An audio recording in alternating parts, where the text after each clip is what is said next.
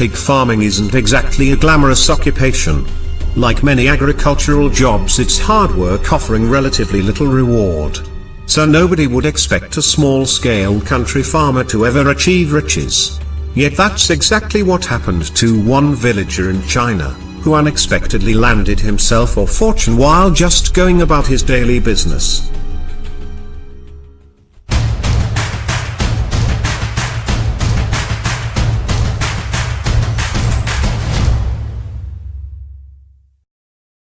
China may have a rapidly growing economy, but rural life in the country is still far from easy. In fact, many villagers still live beneath the poverty line and struggle for basic necessities. Furthermore, education in some areas is woefully underfunded. Indeed, it is estimated that in places, less than half the population attended high school. The income gap between urban and rural dwellers in China is vast. In 2016, the average disposable income for a city family was about $5,200 a year, but in rural areas it was just $1,900. In fact, most farmers grow just enough for their own household's needs. Within villages, families often still lead basic lives in wooden houses, although many now enjoy modern conveniences like televisions. It's not surprising, then, that large numbers of young Chinese people are abandoning country life for the cities. Once they find work, many then divert a part of their wages to their older relatives back in the village.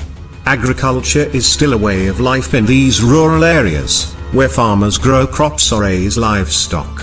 For those farmers involved in rearing animals, pigs are a popular choice. There are thought to be around 40 million pig farms in China, with the majority being run on a small-scale basis. It's a tough life, though, and with increased regulation and reduced subsidies, many farmers are now giving it up. One man who has stuck it out is 51-year-old Bo Chunlu. He's a pig farmer in U County in China's Shandong province. In August 2017, Chunlu was slaughtering an 8-year-old sow when he made a life-changing discovery.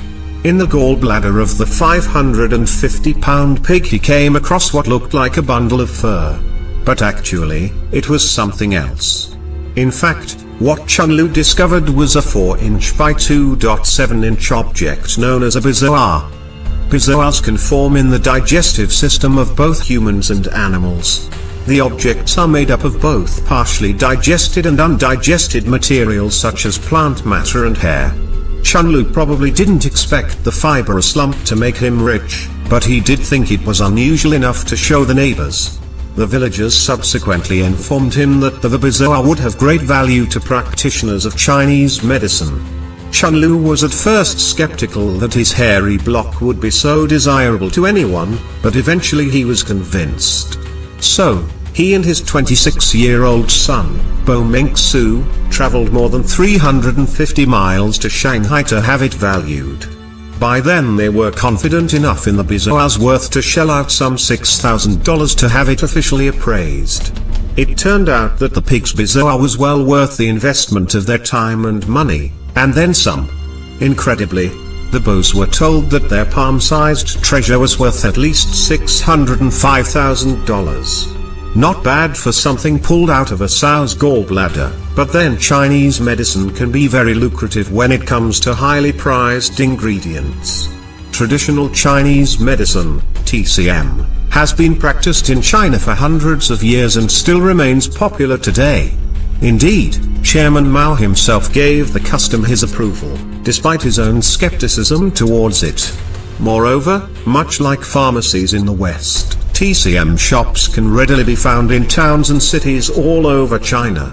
The stores stock a wide variety of herbal and animal-based remedies.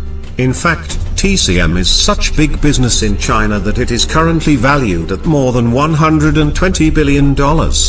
Indeed, it is responsible for a third of the country's pharmaceutical output. The deputy chief of the National Health and Family Planning Commission, Wang Guoqiang, says this is a result of government's support of the industry, as well as its increased global popularity.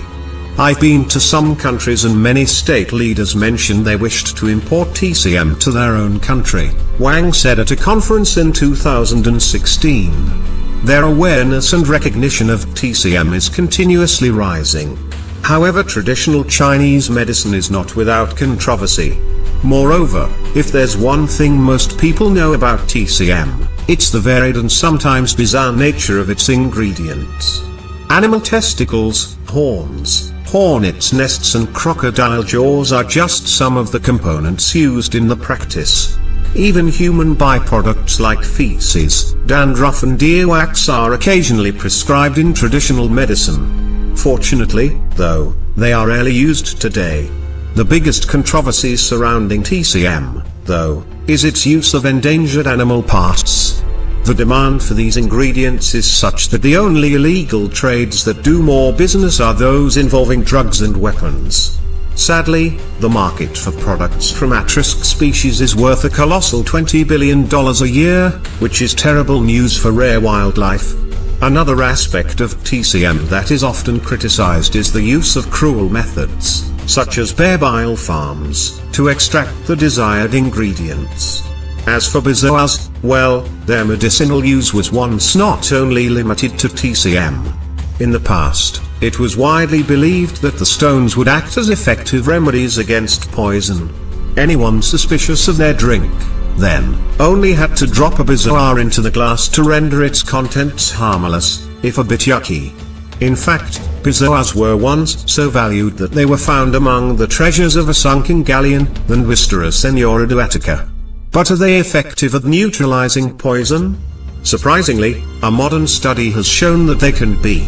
Researchers found that when bezoars are put into an arsenic-spiked liquid, the toxins are removed through a chemical reaction.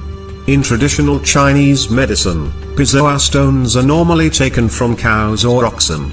Rather than being used as an antidote to poison, though, they are thought to banish evil things from the body.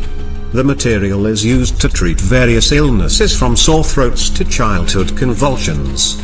Once the bezoar stone is obtained, TCM practitioners dry it and grind it into a powder, said to contain various minerals and vitamins. The taste is described as being bittersweet and refreshing. And as with conventional medicines, there are side effects, among them diarrhea and, ironically, poisoning. Meanwhile, whether taking bezoar powder offers any real benefits is unclear. Some TCMs have been shown to be effective for certain ailments, but overall there is little evidence in its favor.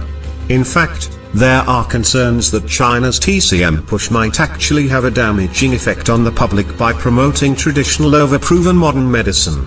However, as far as Bo Chunlu is concerned, if he wasn't a fan of traditional Chinese medicine before, he certainly must be now. Armed with his expert certification, he has said he will consider bids in excess of $150,000 for his chunk of hairy treasure. So, his chance discovery of the pig's bezoar will likely mean that he can give up pig farming for good if he wants to. And he may well see out the rest of his days in relative luxury.